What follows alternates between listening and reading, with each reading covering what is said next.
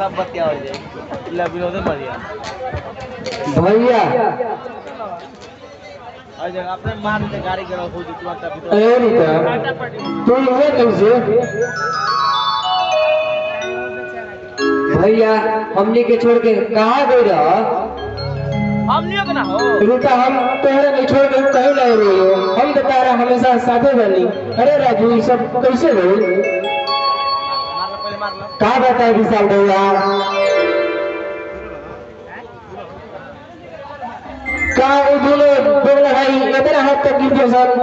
हम तो कभी सोचने का रहे चलो हम तो हम दोनों के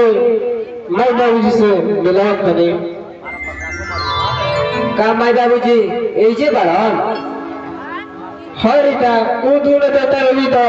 हमारे पैसे बढ़न चलो चलो जाओ घरे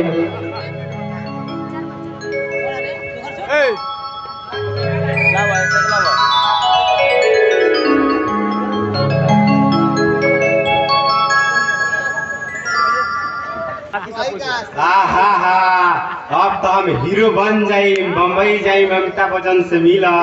तब तो और हमार नाम हो जाई गांव में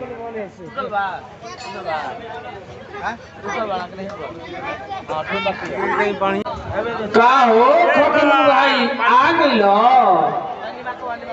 हाँ यार बाकी लंगड़ा कहा बारे उ तो लौटे नहीं खे आए का कहत रहो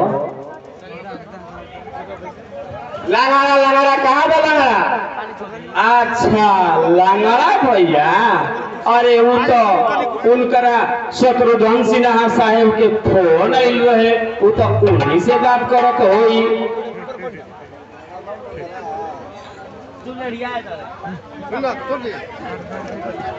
लंगड़ा come on the stage please come on the stage लंगड़ा अरे इहे के न बनी डायरेक्टर साहेब इहे के न अजय देवगन धर्मेंद्र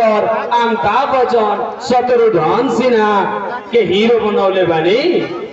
प्रणाम है सर आपके दर्शन पाके तो हम सीधा स्वर्ग में जल्दी बताओ जैसे कि हमारा जाए के बाद शूटिंग पर वहाँ हमारे इंतजार माधुरी दीक्षित ऐश्वर्या राय करत है अरे भाई हमरो के हीरो बना देता जाना तो बड़ी कृपा हो काहे कि मेहरानू के मार खात खात भैया अब तंग आ गेल बनी अच्छा तो ठीक बा तो पैसा लाई बड़ा हाँ भैया हम पूरा 10,000 रुपया लाइल बानी अपन पुरानका घर बेच देले बानी जवन जुगुल बाबा रहत रहा